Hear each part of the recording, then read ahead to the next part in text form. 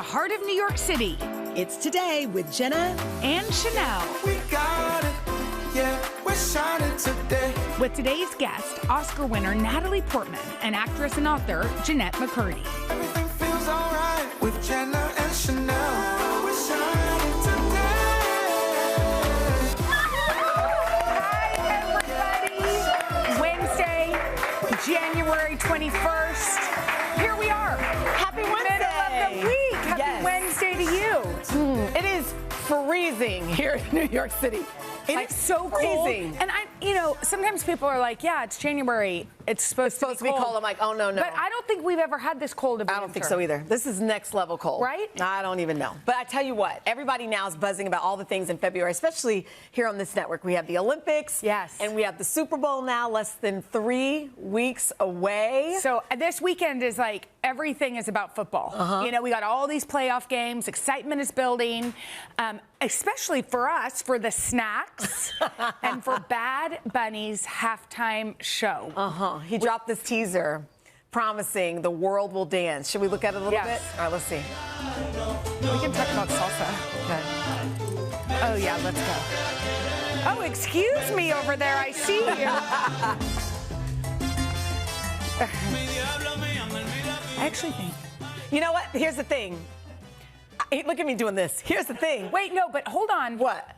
I actually think this is my dance you can teach me. No, I don't. Well, I don't need you. I mean, we can learn it together. Because remember, what do you say about me? Do you remember? I move my hips too much. Yeah. Well, this is all about. It's all about the You hips. got to get down here. Oh yeah. Wait. It's all. Was it you that's? Hey. Oh, cool. Wait. We didn't say you had to do the face. The face didn't have to happen. But you know what? Stop. I do. Like I'm over here like, that got so stop. fast. No, but was it you? Somebody mentioned the other day. There's certain people who can dance sitting in a chair better than standing up. Is that you? No.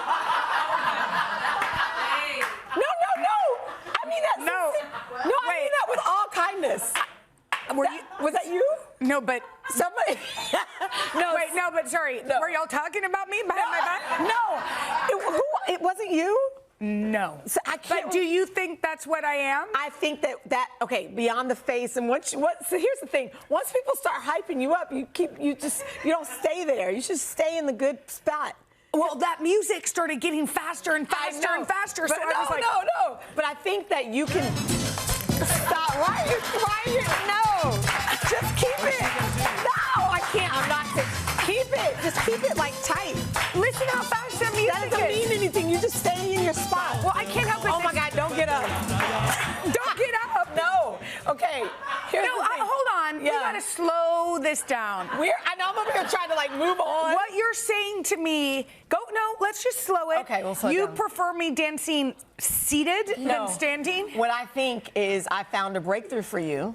That I'm a seated dancer? I think we're gonna start seated because you have such great movement in here. You told me I move too much in my hips. Yeah, but when you sit, it seems like it works. So we're gonna do that. You know what? Give us a date. By the time, when is the Super Bowl? It's coming up. February 6th.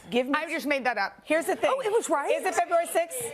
Oh, close February enough. 8th. Yeah. Can I make a proclamation on Jenna and Sheinelle? Sure. Okay. Give me till January 8th. And what are we gonna do? Oh, you are about to drop February 8th. February 8th. And you're gonna drop the mic on salsa. Like you're gonna. Well, are you also? No, but I know people. I know people. And they're gonna. No, it's not about me. This is all about you. No, I'm not dancing by myself to salsa. Okay, we'll figure that out. You're But just- dancing with me. It's going to be great. Okay, and the reason why we're talking about it is because everybody's buzzing about it. They have dancers. Apparently, the dancers have to be 5'7", which I think is not Well, kind. there's a specific requirement about the dancers. Look at this. Between 5'7" and 6'0". I just want to go ahead and say 6 feet. I just want to go ahead and say I'm 5'9" and a half. Well, no, I'm not. I'm 5'7" and 3/4. So here's the thing. I'm like, since I can't do it for me, Jenna. So I'm going to you like think teach there's you a and chance? set you free. So you think I could dance with Bad Bunny at the Super Bowl? I think you could be a worthy crowd dancer. Crowd dancer. That's what they're called, right? Yes. Crowd dancer. You know when you watch the Super Bowl and you pan out and you see all the people like cheering or whatever, who knew that I wasn't eligible? How does that feel?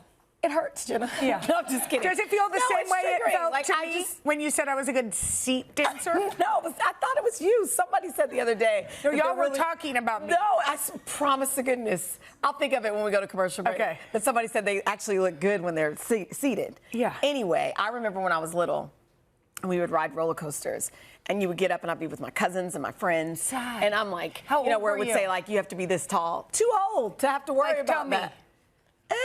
Like 12. Ooh.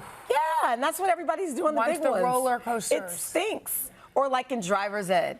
Don't even get me started. Well, did you have to sit on a phone book? Yes. At driver's ed, you had to sit on a phone Did you guys book? have simulators in driver's ed? I don't remember. I Like had it's a like cute a boy fake in driver's car? ed. You had a what? Cute boy. Really? Do So I just looked at him the whole time. It's probably why I'm a terrible driver. you want to tell me his name? I can't remember his name, but he did throw me in a dumpster. As a flirting technique, I think. Can we tell people what happened before the show started this morning? Sure, go ahead. Okay, so we had something that we were supposed to talk about, but we messed it up. And so as we were coming out, I looked at Jenna and I'm like, I'm really sorry. I don't have anything to say. And she goes, well, neither do I. So then we sat down and we just looked at each other, and now we're talking about guys throwing you in a dumpster. We didn't know where it was going to take us, but it just shows you the power of Bad Bunny. You put him on, and all of a sudden. She lets it loose.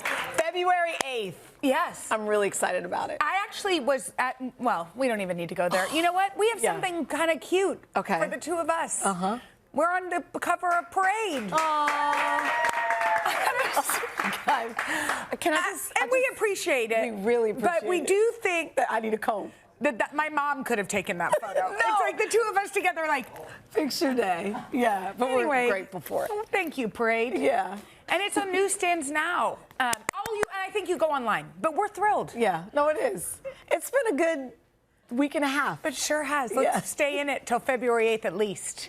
We have got a great show for you. Actress turned best-selling author Jennette McCurdy is here with a new book that has everybody talking. But first, we'll catch up with Oscar-winning actress Natalie Portman. What is happening? Who's been busy with a new animated movie, a new rom-com, and so much more after this. See? Who told you that?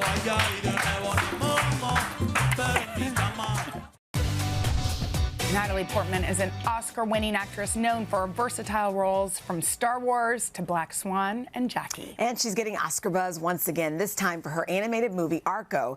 She plays a robot protecting a little girl when a boy flies in from the future. Take a look. Calm down. It won't hurt you. It's Mickey. It took care of you. What's your name? Arco. Argo what? Arco Durrell. You don't exist. You don't But Mickey, he's right here. do not exist. Do not exist. Exist. You don't. Mickey, what's the matter with you? You Do not exist. You Mickey, do are you not there? exist. Whoa.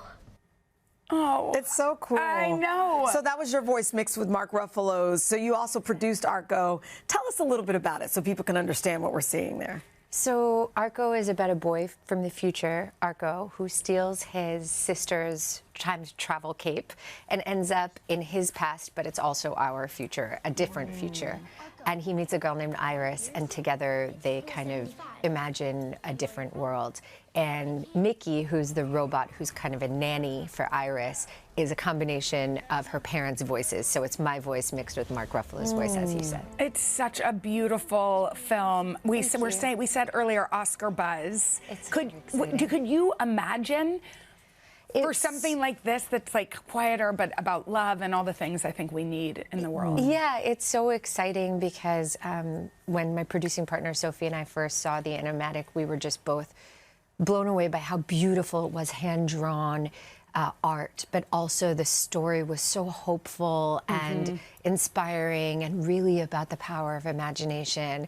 And we were just like, we want this to exist in the world. We never imagined that it would get this kind of love, but it's really amazing when you do something because you love it, that Yes. when other people love it too, it's just an amazing luck. It's so interesting you use the word beautiful because I was rushing around and I was like, oh, I need to watch this, you know?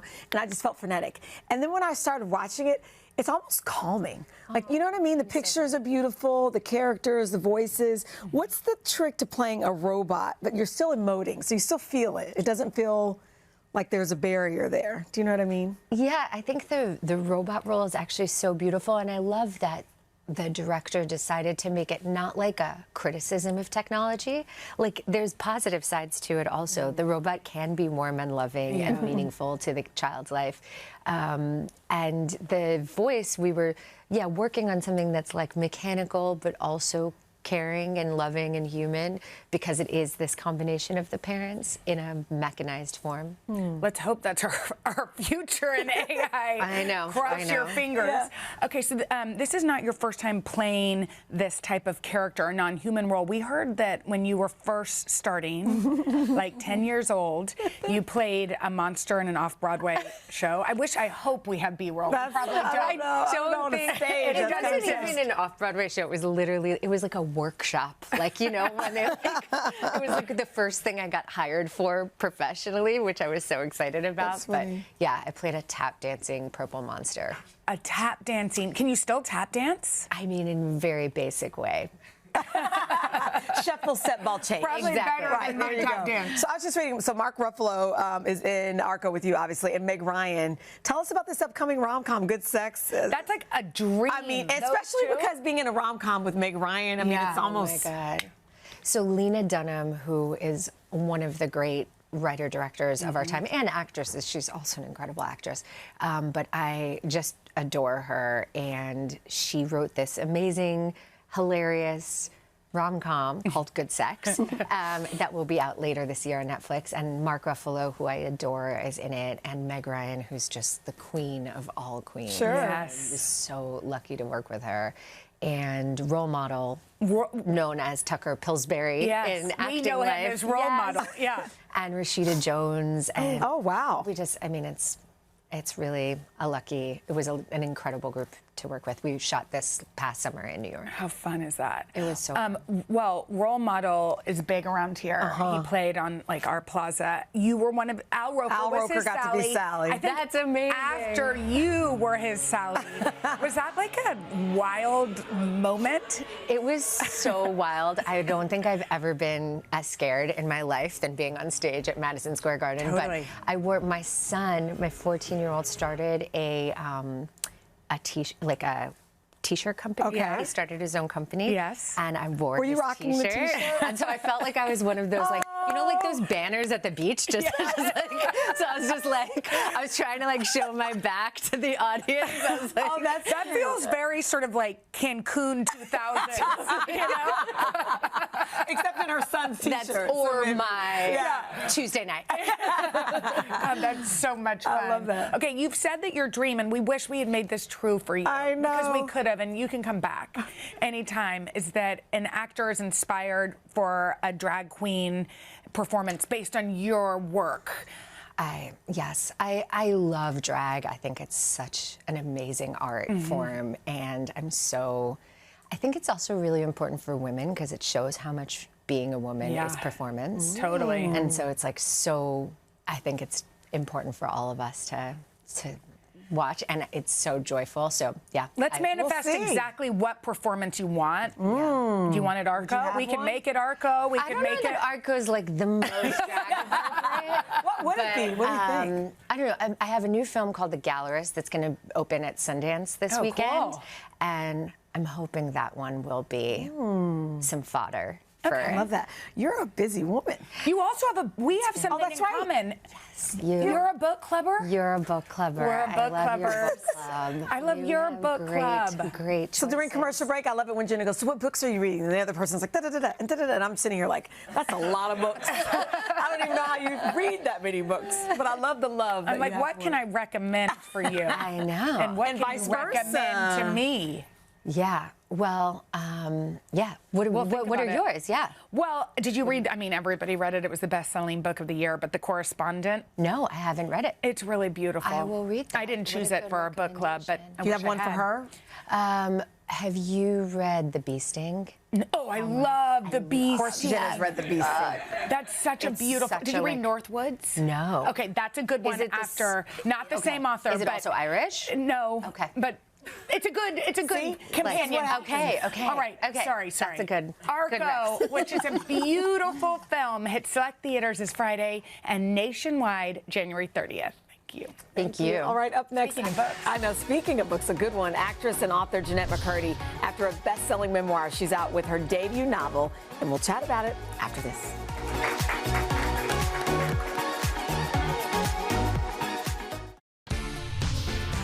You may know Jennette McCurdy best from her time as a child actress, but more recently, she's been making waves for her writing. Yeah, her 2022 memoir was a huge success. I'm Glad My Mom Died, detailing the complex and difficult relationship with her mother.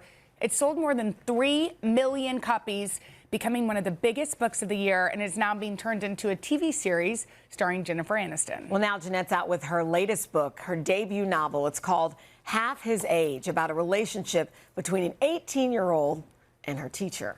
Hi, Jennette. We're so happy you're here. Hi, I'm happy to be here.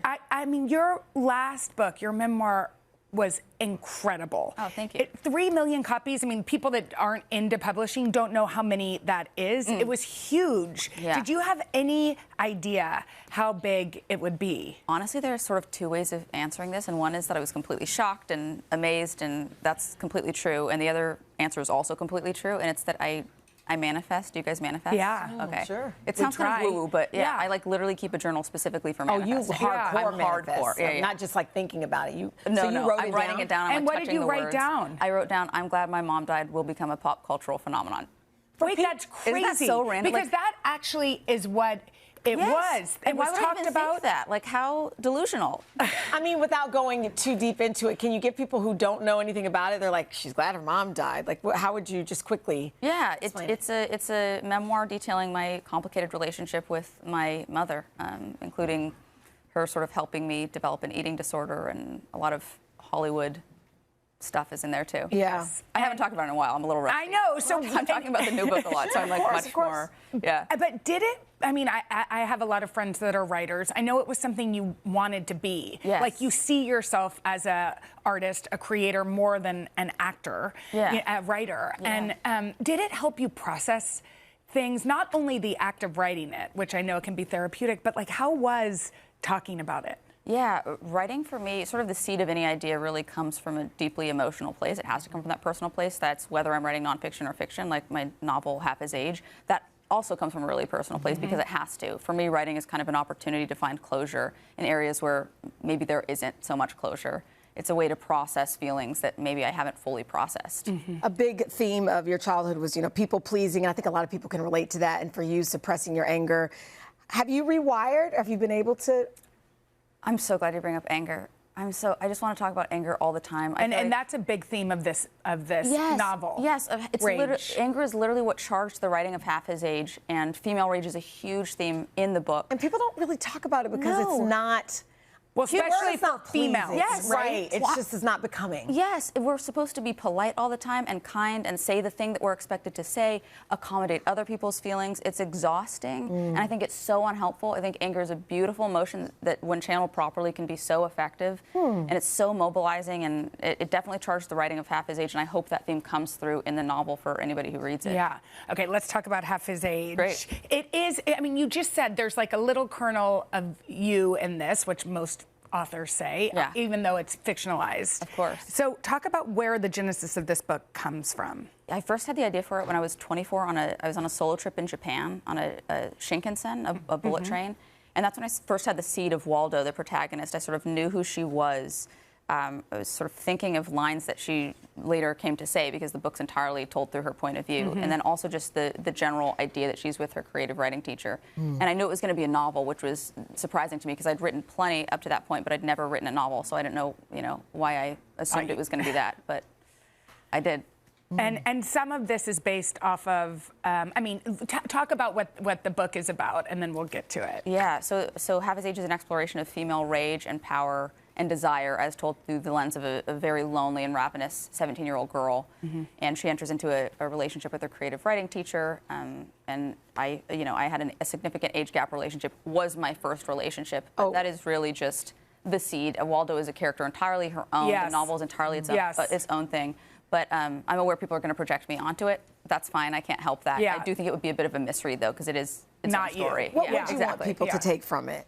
How important female rage is, truly. I think it couldn't be more key to putting our lives on better directions. Anytime that I've let rage inform a choice that I've made, it has absolutely put my life on a better path. And anytime I've tried to suppress, I've made bad choices for myself. How do you keep it from becoming debilitating when you're angry? Some people, when you think of rage, you think of you're not thinking clearly, you're not like centered, spiraling, you make bad as opposed decisions. to Yeah, rage and anger is never been grounded. associated with being clear. Yes, I so agree. This is a big part of Waldo's journey, is sort of learning how to navigate her rage, because it does guide her to make really poor choices. Yes. And for me, writing has been an effective way of channeling my rage.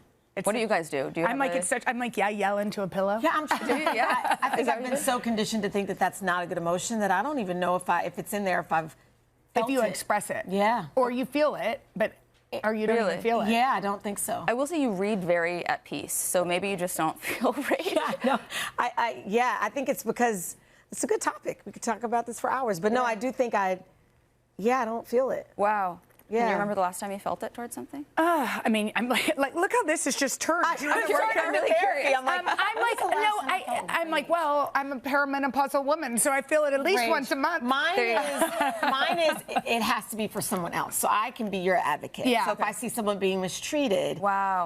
on a drop of the Yes. kids or Yeah. the elderly or Yes. just anybody being mistreated or something that's not right. So there's a You'll lot get my going on. rage. So if I Maybe can- a lot going on. Yeah, if I can advocate for you all day. See, that seems like such a healthy way of channeling it. Yeah. That seems so kind. So the key Well, is maybe that is channeling the it. way she channels it. yeah, exactly. That's exactly. the answer. Wow. Wow. Okay, this book has a lot of people talking. I read it on the airplane. Oh, She thanks read for us reading the first page. Okay. It Yeah. starts out A dramatic reading. did. But congratulations on everything. It feels like you've manifested this dream life for yourself, and we're so happy for you. Thank See you. what's next? Yes. To check out Jennette's novel, Half His Age, just go to today.com/books. Coming up next, the Philadelphia Arts Program spreading hope and healing through dance. Right after this. Thank you, Jennette. Okay, you probably know by now, Philly is near and dear to Sheinelle's heart. So today, we're introducing you to a Philly resident who is making a big impact on girls in her community. She's a psychotherapist and dancer who is changing lives one step at a time. Take a look at her story. 5, 6, 7, let's go. And a 1, 2, 3, 4, 5. When you're in the room with the Legends girls, it's a lot of high energy. It's also a lot of makeup, a lot of eyelashes. It's like a big party with your girlfriends, creating and doing what you love.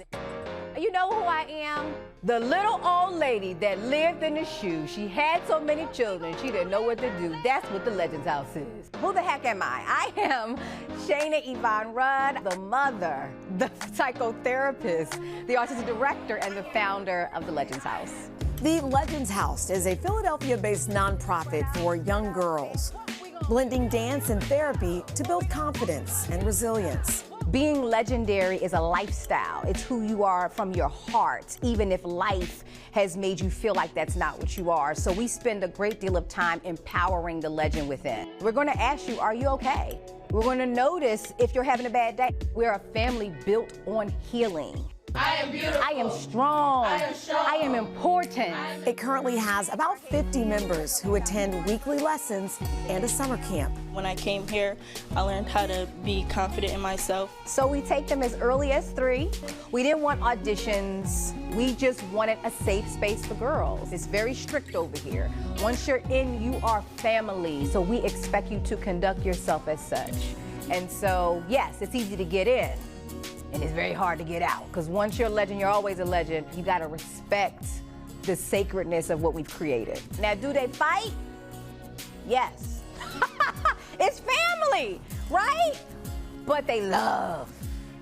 They love hard. Shayna has been dancing since she was 3 years old. I recognize dance as my superpower. She's a former school teacher and Miss America contestant. Today, she's a psychotherapist and a college professor. And I get joy when I see a person recognizing that they deserve to be happy. I get the joy from seeing them recognize that they're worthy. And so it makes my story, it makes all the bad nights it has a purpose. I grew up black girl here, Philly, West Philadelphia, born and raised. The community was not always safe. Where I come from, girls don't make it. And I think the thing that almost took me out, it was depression.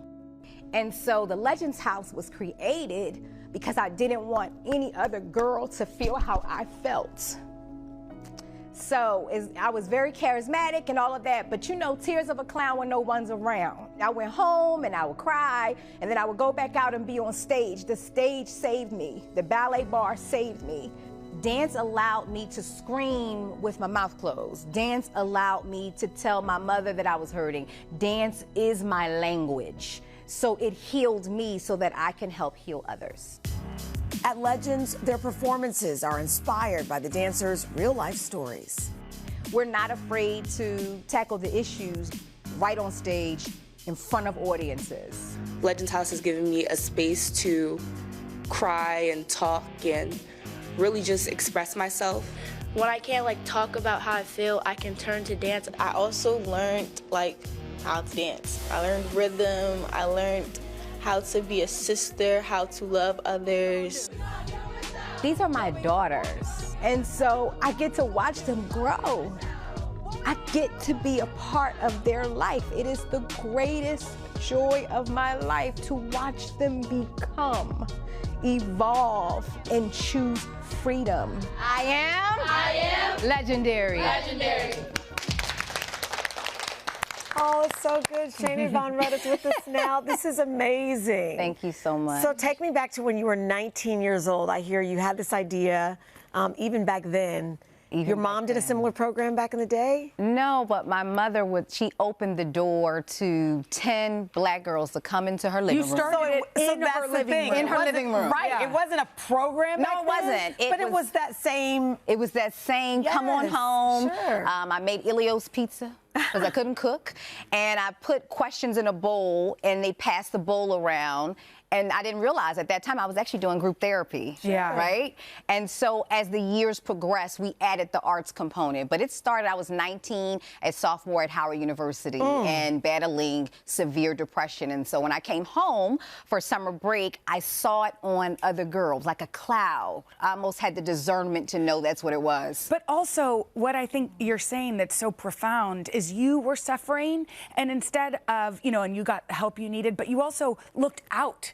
Yes. You looked out and you tried to help others. And through this sort of intersection of dance, joy, and therapy, you healed yourself, but you also, you don't even know what you're doing for all these other young women. And I think that's the beautiful thing about purpose. You never know, how many lives you're actually touching, just from being you, just from being authentically you, how many other people's lives are shifting and moving because you chose to be authentic. So. And you're working with kids as young as 3. As young as 3. Tell me what you've noticed and how you've seen the change in some of these girls. So our program, as you saw, easy to get in, hard to get out. So I've had them from 3, and we graduate them out to college. And what I've noticed is the earlier I get them, the earlier we can deal with their inner child, so that it's a preventative mechanism, so that they grow up confident and bold and proud of themselves. But if we don't get them as early as 3, or if they've been traumatized as early as 3, we're there for them too. We're prepared. Well, and many of these young women come back and are helping with the program after they graduate. Yes, and we call them our original girls. They were there when we were in the basement in the cafeteria. So they come back and they serve, and they take great pride in it. It's like a rites of passage for them. Well, these cuties are here. They loved watching that piece. I saw them look at those pictures of you when you were young and their faces. Yes. So stay right here. We're going to meet some of the members of the Legends House, and they'll perform for us right after this. We are back with Sheinelle Von Rudd, founder of the Legends House in Philadelphia, a nonprofit that blends art and therapy to empower young women. So with us today, we have 23 dancers who are all part of Shayna's program, Miss Shayna, as they call her, and they are about to perform for us. Hi, everybody. Hi, y'all. So we thought it would be fun to talk to some of you guys first. Janiyah, we were just talking during the commercial break. You've been at this since you were 8 years old. Yes. It's been 10 years. Tell us what Miss Shayna means to you. Well, even though I have a mom and she's very much so in my life, Sure. And Miss Sheinelle is like a mother figure to me. Even though she's not my biological mom, I just feel like she taught me how to go through my emotions and how to develop new relationships and to know when to put up boundaries. Okay, Journey, hi. Hi. Okay, what do you want to say to Miss Sheinelle? I want to say thank you so much for making the sacrifices for us to be here today. We really appreciate you and all the things that you've done for the Legends House. We really love you. I love you, baby. I feel that love. Okay, y'all go get ready to dance for us, will you? ahead, get ready. Okay. What I know, we're crying. What have you prepared? What have all y'all prepared for us today? Well, set it up. So we're calling this piece Joy. Just flat out joy. We believe that joy is a process, and we believe that it can be felt, and we want everyone to feel that joy this morning. We're already feeling it. All right, we're going to step move off. out of the way. Yes. Y'all take it away. Well, we gonna do it how we always do it. Okay. Right? What we gonna do? We gonna give him a show. What we gonna do? We gonna give him a show. What we gonna do? We gonna give him some joy. What we gonna do? We gonna give him some joy.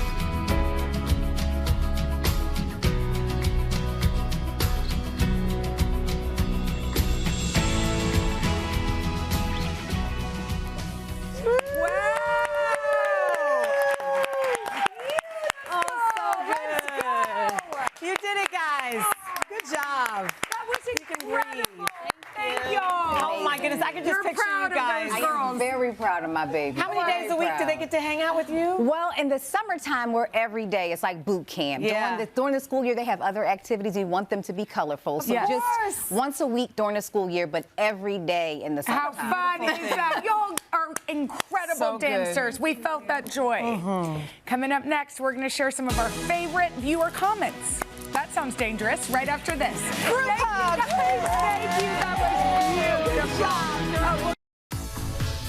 Okay, it is time to take a deep dive into our Instagram comments, which is always a terrible idea. Yeah, I was just about to say, okay. We do not recommend this at home, but we pulled some of your funniest, your juiciest, and your most talked about reactions from the week. All right, so let's see what everyone is saying. In a new segment, we're calling In the Comments. Okay, so yesterday we had the cast of Magic Mike Live heat up our studio. So naturally, we wanted to see what some of you had to say. Shall we? I mean, some of y'all may have written like, wow, is this morning TV? But here's what y'all said. Beauty Gal 9019 wrote, everyone go check your local senior living homes. BP Klein. Oh, that's hilarious. Okay, how about Stacy Moon 9? Didn't even have any words. She just posted this GIF. That's hilarious. I mean, that, by the way, if you had seen Sheinelle and me in the back of our studio, we might have fainted too. There was a moment where there was a hip thrust. I didn't need to redo it. Right. But there was a moment where I was like... There was, at one point, in fact, that was when Channing goes, okay, morning television. Yeah. I was like, it's too late now. Yes. What you did?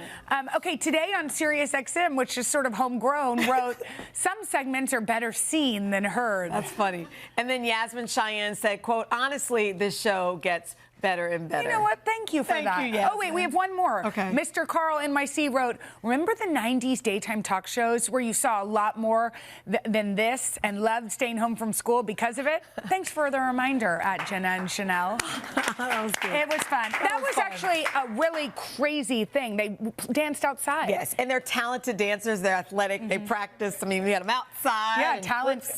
You know. They're talented. All right. If you want to get in on the conversation, just head to Jenna and Sheinelle on Instagram. They're talented. You want to go see them together? Let's go. Let's go. We'll sound off in the comments because clearly we're looking at them. Yes. There you go. All right. Be We'll nice. be back. Yeah, please be nice. We'll see y'all later. Bye. I mean, we're coming back though. Tomorrow, you guys, we've got actor and comedian Craig Robinson. Plus celebrity chef Sunny Anderson. Yum, let's eat. All right, today's Wednesday. We'll see y'all on Thursday. Bye.